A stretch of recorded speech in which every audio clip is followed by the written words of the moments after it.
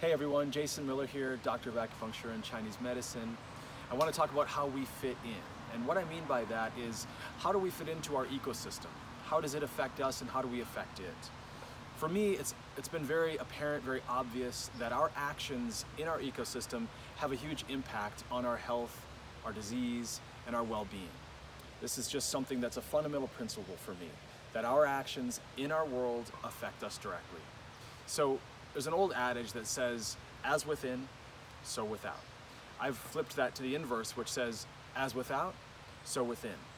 And this becomes very apparent when we start looking at the biology of cancer and the biochemistry of cancer in our bodies. I like to think of cancer not as a noun, but as a verb. The word is cancering.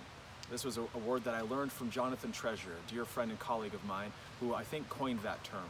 And it's really important because our external actions in our ecosystem, the way that we're treating our world around us, is creating a cancering situation for us in which many of us are suffering with cancer.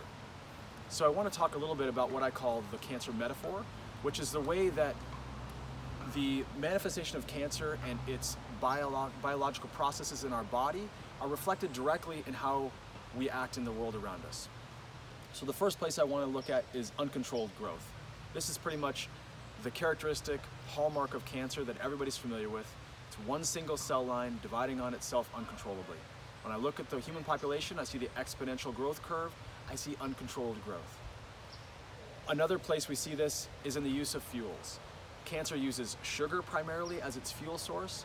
It burns sugar at an inefficient rate of energy production. It produces a very small amount of ATP per unit of sugar compared to what we do in our complex, more elegant cellular respiration process. And cancer creates a lot of byproducts in that metabolism of sugar. This is akin to me the way that we use fuels in our ecosystem, like fossil fuels, petroleum products, and also coal, a number of other things that are not very efficient as far as energy gotten out for the amount of energy released, and they create a lot of toxic byproducts that our bodies have to deal with. Cancer in our bodies also has lost something called apoptosis, which is programmed cell death. Cancer no longer responds to the signal from the immune system that says, hey, this cell is dysfunctional, it's not doing what it's supposed to do here anymore, it's not helping, so let's tell it to shut down.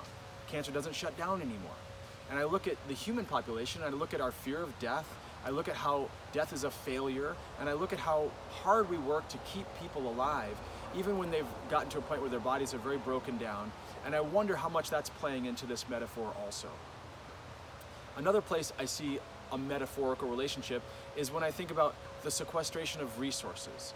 Individuals, corporations, large groups having huge amounts of resources, sequestering them to themselves rather than sharing with the whole. Because when you take a lot for yourself, it comes from somewhere. And I look at cancer, and cancer takes resources. It takes them and it doesn't care about the host. Are human beings caring about the host? Do we care about this place that we live? It doesn't look like it with our actions. And I think that those actions have a consequence in our bodies. Cancer hijacks our natural systems. It tricks our bodies. It uses the things that we normally use to support our own growth and development, and it makes those develop itself. We're doing the same thing in nature. The metaphor continues, it goes on and on. I have many layers to this, and I'd like to express more, but I'd like to do so in a deeper context, probably in a blog or a vlog. So stay tuned for more information like this. Thanks so much for being here. I hope that this resonates with you as a fellow human, and I look forward to exploring in more depth in the future. Thanks so much. See you later.